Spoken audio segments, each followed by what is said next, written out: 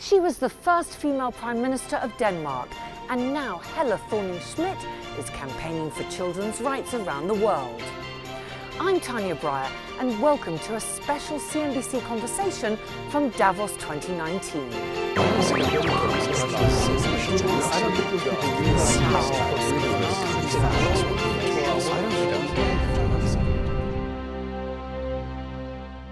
Helle, thank you so much for joining me here, the CNBC conversation. As CEO of Save the Children, how important of a platform is Davos? I think it's very important for international NGOs to be in Davos.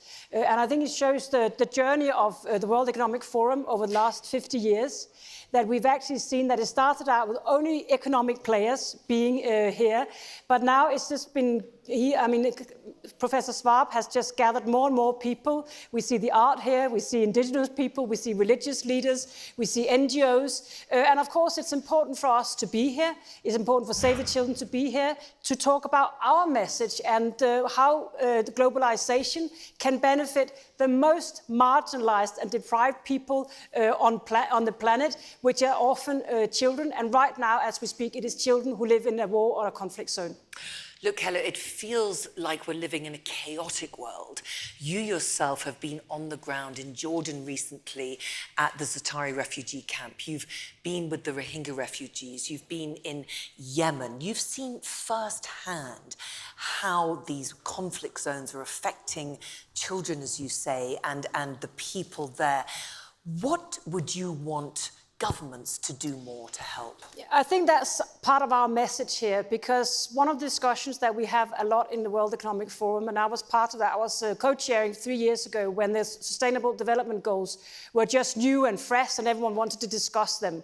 Now it's like we have forgotten a little bit. So I'm also here to try and remind global leaders that we still have a chance to live up to the Sustainable Development Goals, but that a few things are setting us back considerably. And one of the things that are setting us back is that we have so many people and children living in a conflict and war zone. It hasn't been more in the last 2 decades. 1 in 6 children are living in a war conflict zone. And of course, it's impacting some of the very important Sustainable Development Goals. It's impacting the goal to have a world where no child is hungry. It's impacting the goal about education. It's impacting the goal about a better health for children. So that is why we are seeing that the reason why we are held back in reaching the Sustainable Development Goals is because the warfare against children that we are seeing across the world. Helle, you're a mother yourself. When you're on the ground meeting the children, meeting the refugees, what is that experience like for you? I always try to be professional about it, because the last thing that people need when I sit and talk to women and their children is for me to be too emotional. But I have to tell you that last year I was in Yemen, and I saw things there that was so bad that I don't understand how people survive a day there. I saw camps which wasn't even camps. There was just like, people didn't even have tarpaulin. We were at Save the Children giving vaccinations under a tree, where we brought like our little medical clinic out there, where the mothers came under a tree. It shouldn't happen in 2018. I sat with a baby. She was 7 months old. She had the weight of a newborn. And if we hadn't reached her that week, I don't think she would have survived that week, that baby I sat with. And as a parent, as a mother myself, of course, it affects me. But my job is also to go out and try to tell the stories of the suffering, because despite everything I've seen, despite the fact I've been in politics for many years, I still think that the stories of those children can actually change how world leaders act. And what we're seeing in Yemen is, it was when we realized that the suffering of children in Yemen is so bad, that when world leaders realized that, that's when they pushed for some kind of negotiation or talks taking place in Sweden. So I'm still hopeful that by shouting about what goes on in a war zone like that, we can change how we are treating these children. But how angry does it make you feel? Of course, you were Prime Minister yourself. You understand the power of a leader of a country. What more would you like the most powerful leaders of the world to do so that these children are not dying? I think anger is the right word. It does make me angry. It does make me angry that atrocities can happen, and if it's a little bit out of what we know or what we care about, it's like it didn't happen. I was, a good year ago, I was in Bangladesh, where I went to Cox's Bazar, where you have Rohingya people coming into Bangladesh because of atrocities that have been happening in Myanmar. And it shocks me that this can happen. This was what has been called by the UN itself ethnic cleansing. And luckily, we were on the ground to try and report what was happening. But it does make me very angry that these kind of things can happen. And the world do not always care. When I was in Yemen, I spoke to a lot of people there, and the one thing they kept saying to me was, we don't feel that anyone cares about us. We don't feel that people know what's going on here. So go out and tell the world what's going on in Yemen. That's what I'm trying to do. Do you feel that the US administration could be doing more? I think they finally stepped up, and I think world leaders finally stepped up and pushed the talks that we had in Stockholm. I'm always an optimist, so I hope something can come out of those talks. But right now, the situation in Yemen is as bad as it has been for months, perhaps years even. We can't get access with our humanitarian help, which is basic stuff like food and water and health services. We spend more time in checkpoints and actually getting access to the people who need it. We are seeing a little bit of new bombardments starting in Yemen right now. So there is stuff that's happening in Yemen that shouldn't actually give us cause for optimism, but it's always better when the parties talk than if they don't talk. Helle, you became CEO of Save the Children in 2016, probably one of the most challenging times in the charity's history. Your Save the Children, Oxfam, a lot of the charity sector were facing sexual misconduct allegations, and how did you navigate that? And how have you been able to gain the public's trust back? It was former employees, but the general public was so shocked and horrified that what could be going on within the sectors. Yeah, one of the big discussions at this World Economic Forum, as always, is the Edelman Trust Barometer, where they measure trust. And luckily, the NGO sector have not lost trust. We're still a very trusted sector. Nevertheless, we had our share of things that shouldn't have happened in our movement. And in Save the Children, we had some sexual harassment issues that wasn't dealt with in the correct way some years back. And we have to deal with that. And we have to be extremely serious about that. Save the Children is a values-driven organization. We want everyone to be able to go into work and feel safe. So one of the things we did in 2018 because of this was to understand that we need to be more transparent, we have to be more accountable, but not least we have to train the 17,000 member of staff that I'm responsible for.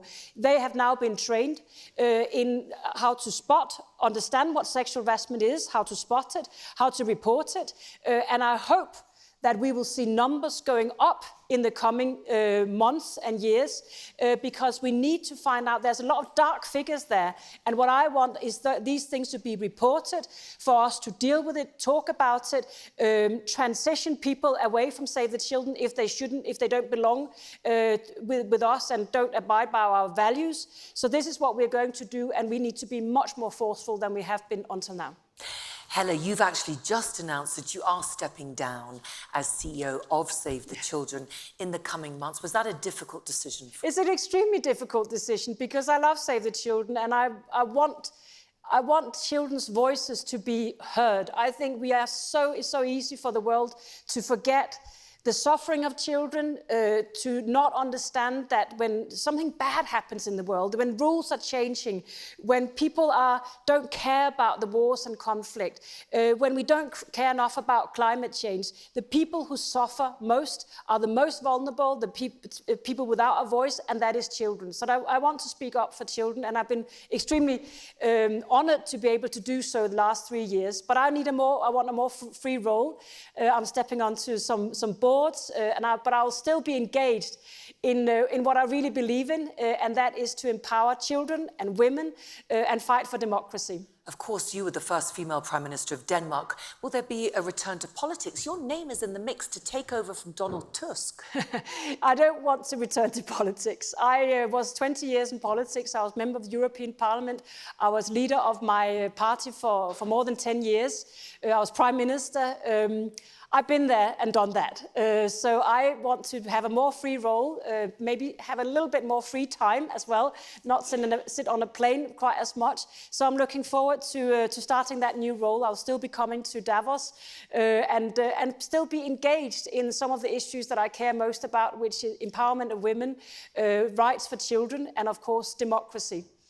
It feels, though, Helle, that's a very fractured time in politics. We've seen a big rise in populism around the world.